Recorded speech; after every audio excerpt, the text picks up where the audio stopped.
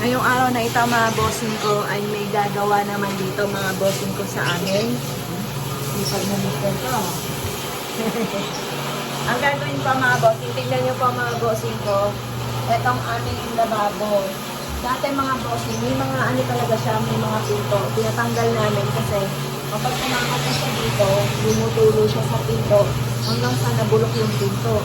Ngayon, naisip ko naman mga bossing ko, malalagyan ko siya ng layer. Tignan nyo po, patas-patas yung mga kaldero namin. Yung mga kaldero ko mga boss. Hindi ko pa nilagay dito yung bago kong kaldero. Kasi nga po, mapapasama sa mga luma. Ngayon, gagawin po namin, lalagyan siya ng kahoy, ng divider, para hindi halo-halo at parang hindi maingay kapag kinuha mga bossing. Kasi pagka kinuha po ito, napakaingay mga bossing kasi napapailalim. Diba daddy?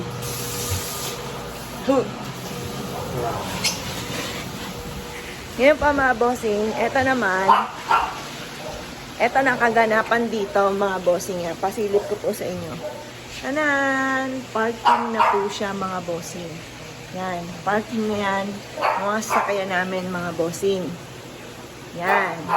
Tanan, ngayon na-enjoy na to na anak ko kasi di ba nakatuklog yan siya doon sa may sulok. Tapos, hindi siya inaayos yung taklob kasi nga po, baka magasgasan. Kasi patagilid lang kami lumalakad. Ngayon, ang lawak na po niya mga bossing. Ito yung dating swimming pool na ngayon, parking na po namin. Yan. Yan po mga bossing. Yan, sobrang nakakatuwa naman kasi nalagyan na siya dito. Tapos malawak na rin yung sampayan namin kasi sa gilid lang siya ng swimming pool dati mga bossing. Ngayon, malawak na. Yan, ito yung sampayan namin. Tapos, nakakatawa din, eto. Ito po ay yung lagay ng makina. Makina ng ano, pinaayos din namin. Yan. Medyo malaki din po siya. Pwede pa nga po dito ang tulugan mga bossing. Pwede dito mga bossing ko yung double deck yan. Pero hindi namin magiging tulugan po yan. Ito, stock room po namin yan. Mamaya, maglalagay dito ng mga layer para sa dito yung generator. Tapos, dito din yung mga ibang gamit. Yung mga panlalaki, mga bossing. Yung mga gamit ng mister ko. Diyan po yan. Yung mga tools. Kasi kung saan-saan minsan nakalagay yung tools. Yan. Kaya, yan yung gamit po niya. Tapos, sakto, lumabas na yung bangkito, mga bossing ko, na gagamitin ko sa paghahalaman. Tapos, eto, pero sa ano yan, pipinturahan etong gawin na siyang kulay brown. Ganitong kulay, yung lahat ng pasok para maganda. Yan. Sabi nila, kapag ito ay namulaklak, may swerte na darating, may blessing na darating. Tapos ito, yung nagdilig ako mamaya, tatanggalin ko siya kasi hindi maganda yan sa halaman. Ayan po mga boss, ito yung aking mga halaman. Nakatulang naman mga bossing. Ito yung aking bulaklak, daming bulaklak. Tapos yung aking sile. Yan. Tapos, ito yung mga orchids ko. Yan. Dito ako nilagay sa kubo. Tapos, yan. Duyan-duyan lang mga bossing niya. Di pa ako nagsusukulay, di pa ako naghihilamos.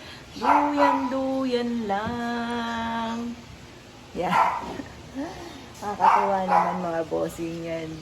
Nagkaroon ng lumuwag dito. Dati parang asukal po niya. Hindi kami masyado makapunta po dito. Ngayon, lumuwag na po siya. Diba? Ang ganda. Itong kubong to, pangarap ko po to matagal niya. Matagal na po yun dito. Parang 3 years na po itong kubo. Bihira po akong pumunta dito pag magdidilig lang ng halaman. Pero ngayon, mas mai-enjoy ko. Tapos pwede ako dito magbasa ng tarot. Pwede ako dito mag-video. Dito mag-cooking. Yan. Hindi na po siya mga bossing ko. Hindi na po siya masukal. Hindi na po siya masikip na parang nakakatamad pumunta mga bossing. Yung mga part ng bahay namin na i-enjoy ko na ngayon, kagaya ng terrace. Dati hindi ko siya masyado na pupuntahan. Ngayon, pupuntahan ko na siya kasi maglilinis. Tapos doon din ako nagre-remedies. Dito pwede rin ako mag-remedies kasi kalikasan po yan. Diba? Ang galing. Diba mga bossing? Ang ganda.